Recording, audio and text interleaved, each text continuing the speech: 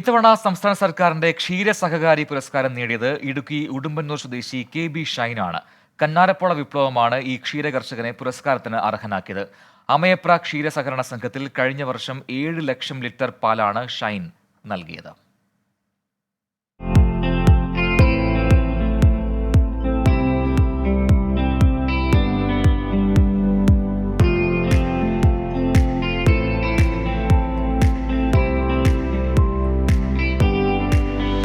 Jersey HF ഇനത്തിൽപ്പെട്ട 300 പശുക്കളുള്ള farm നിസാര കാര്യമല്ല.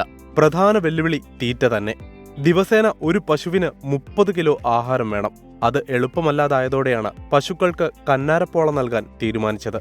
ആ തീരുമാനം ഷൈനിനെ നയിച്ചത് സംസ്ഥാന ക്ഷീരസഹകാരി പുരസ്കാരത്തിലേക്ക്. ഈ അവാർഡ് നമുക്ക് ലഭിച്ചതിൽ വളരെയധികം സന്തോഷമുണ്ട്. പിന്നെ ഈ ഫാം നമ്മൾ ലാഭകരമായിട്ട് കൊണ്ടുപോകാനായിട്ട് സാധിക്കുന്നതെന്ന് പറഞ്ഞാൽ തീറ്റ ചെലവിൽ നമ്മൾ പൈനാപ്പിളും പുല്ലും ഉള്ളതുകൊണ്ട് ആണ് നമ്മൾ അത് തീറ്റ ചെലവ് എക്സ്പെൻസ് നമ്മൾ കുറച്ചിട്ട് അങ്ങനെ ലാഭകരമാക്കി പോകുന്നു. 20 വർഷമായി ഷൈന് പശുഫാം ഉണ്ട്.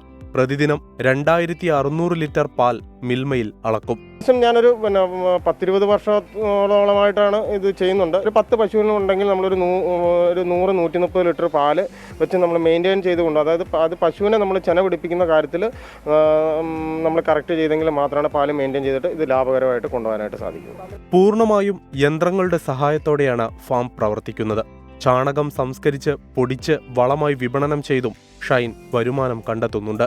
24 ഇടുക്കി.